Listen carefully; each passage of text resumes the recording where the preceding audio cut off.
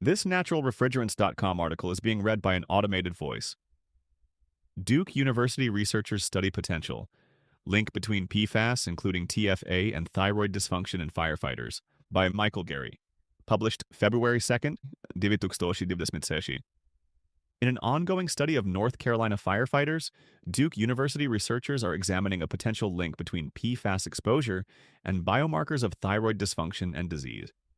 This study includes trifluoroacetic acid, TFA, a degradation product of some fluorine-containing gases and other substances, and it is one of the first studies to investigate human health outcomes related to TFA exposure. While the researchers found that levels of one thyroid antibody was correlated in a small number of firefighters who had TFA in their blood serum, the results to date are inconclusive. The lead researcher in the study is environmental chemist and exposure scientist Heather Stapleton, a professor of environmental health at Duke University and director of Duke's Superfund Research Center. She described the firefighter study at the 46th annual meeting of the Society of Environmental Toxicology and Chemistry, SETC, in Portland, Oregon, held November 16th to 20th, 2025. The study is looking broadly at PFAS and its potential association with thyroid disease, Stapleton said. TFA happens to be one of the PFAS we are including, but this study did not set out to focus on TFA. TFA is regarded by scientists as an ultra-short-chain PFAS, per- and polyfluoroalkyl substance, or forever chemical. It has 2 carbon atoms, one attached to 3 fluorine atoms.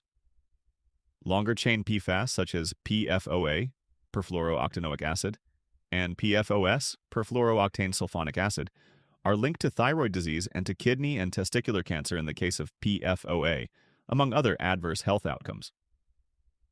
TFA also falls under the category of haloacetic acids, such as DCA, dichloroacetic acid, and TCA, trichloroacetic acid, which are considered potential human carcinogens and disruptive to thyroid function. As a haloacetic acid, TFA is a substance that we should look at, said Stapleton at the CDEC conference. The TFA found in the study is not correlated with any of the longer chain and legacy PFAS, making it easier to assess independently in statistical models. But it is highly correlated with the ultra-short chain, 3-carbon perfluoropropionic acid, PFPRA, suggesting that TFA and PFPRA may have unique exposure sources compared to other PFAS commonly studied in firefighters, it said. Stapleton acknowledged that there could be a mixture effect where TFA would work in concert with other PFAS in impacting thyroid function. We're hoping to explore that, but we're trying to get more data before we run those models. TFA itself has been found harmful in low concentrations to lab animals, sounding alarms about its potential effect on humans, especially over long-term exposure as TFA builds up in the environment. The European Chemicals Agency, ECHA, is evaluating a German proposal to classify TFA as reproductively toxic under the EU's classification, labeling and packaging, CLP regulation. In defending the use of TFA-producing refrigerants, notably HFO 1234YF, the fluorochemical industry points to the UN Environment Program, UNEP, and its 2022 Environmental Effects Assessment Panel, EEAP report. The report says that TFA is not bioaccumulative, is not expected to pose significant risk to humans or the environment at the present time, and is unlikely to cause adverse effects out to 2100. The report does not comment on the contribution of pesticides and other precursors to TFA, since they don't fall under the purview of the Montreal Protocol, under which UNEP is an implementing agency. Chemours, which operates in North Carolina, told state regulators last year that, based on risk assessment modeling and available toxicological data for similar compounds, TFA is not believed to be harmful to human health or the environment. Part of a national study. Since July 2024, the Duke researchers have been analyzing concentrations of 54 PFAS in the blood serum of more than 700 firefighters, 94% male, in North Carolina, part of the National Firefighter Cancer Cohort Study, FFCCS, that was launched in 2018. The researchers are particularly interested in examining associations between exposure to PFAS, such as TFA, and the risk for thyroid disease among firefighters, said Stapleton. In North Carolina, environmental TFA in the Cape Fear River and drinking water has been linked to emissions from a Chemour facility in Fayetteville as a byproduct of chemicals producer there. But TFA is also generated by the complete atmospheric breakdown in under 2 weeks of fugitive emissions of the refrigerant HFO 1234YF and the partial breakdown of other fluorinated refrigerants, as well as the decomposition of certain agricultural pesticides and pharmaceuticals, among other sources. HFO 1234YF is widely used in car air conditioning and in blends with HFC refrigerants used in supermarket and cold storage refrigeration. Among the PFAS analyzed in the Duke study, TFA was the most abundant compound in blood serum of the first 516 firefighters with a 100% detection frequency, a median concentration of 20.1 nanograms per gram, and a maximum concentration of 570 nanograms per gram, according to the abstract. The next most abundant PFAS was PFOS, with a median serum concentration of 3.62 nanograms per gram. TFA levels were not associated with participant age, sex, or years of firefighting service, in contrast to other legacy PFAS measured, the abstract said.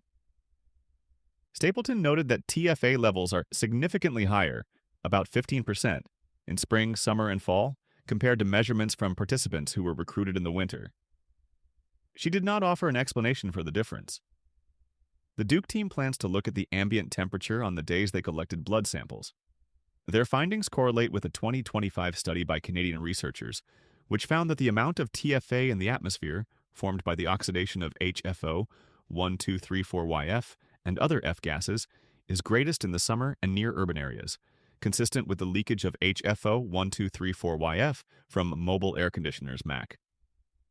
The TFA levels found in the firefighters exceeds that in blood serum in other studies, including a recent one done at North Carolina State University that reported 17 nanograms per milliliter, and a 2023 study of Indiana households where it was found to be 6 nanograms per milliliter. The researchers at Duke have compared their overall PFAS data with that of the study at North Carolina State University, where researchers have been analyzing blood samples from the general population in Wilmington, North Carolina.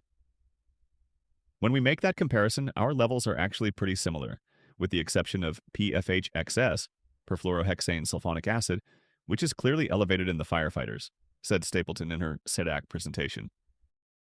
Higher cancer rates in firefighters. The Duke researchers explored potential associations between TFA and thyroid hormones in the study's firefighter group.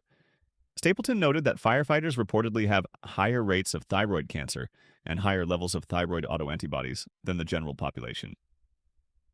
Preliminary findings, the abstract said, highlight the prominence of TFA as a novel PFAS of concern in firefighters and point to potential associations with thyroid-related biomarkers. However, Stapleton cautioned at her SEDAC presentation that more data is required to come to any conclusions about the effect of TFA on the thyroid. It's important to remember that most of those measurements are still at a thyroid antibody level that's considered normal or background, she said. It's not above the threshold for what a medical doctor would refer to as positive or high. The researchers conducted a pilot analysis for the presence of 2 thyroid autoantibodies, thyroglobulin antibody, TGAB, and thyroid peroxidase antibody, TPOAB, in 20 firefighters. These antibodies can attack the thyroid and cause autoimmune dysfunction such as hypothyroidism and Graves' disease, hyperthyroidism. As of November, she reported seeing a number of firefighters testing positive for thyroid antibodies right now, 4 for TGAB and 7 for TPOAB, which does seem higher than normal for males, said Stapleton. Most of the samples are restricted to male firefighters who make up 94% of the study participants. In the initial batch of TGAB results, the Duke researchers observed a significant and positive correlation between serum TFA and continuous TGAB levels, correlation coefficient R equals 0.54, raising questions about a possible immunomodulatory role for TFA, the abstract said. However, Stapleton said at the CDSE conference, as more data has come in from other batches, the TFA to TGAB link has been muted a bit. Overall, the correlation is 0.18, which is almost barely statistically significant, so we'll see if this changes as we collect more data. Stapleton also reported at CTAC having data on levels of free thyroxine, T4, and thyroid-stimulating hormone, TSH, two key hormones involved in metabolic regulation, as well as TFA measurements in 249 firefighters. Her team found somewhat positive but not statistically significant associations between TFA and TSH. The higher the TFA, the higher the TSH, but no correlation with T4. These findings were separate from the antibody results, she said. The firefighters that were positive for thyroid antibodies did not have abnormal thyroid hormone levels. The Duke team plans to start investigating how much TFA levels in drinking water in North Carolina predict TFA levels in blood serum for the firefighters in the study.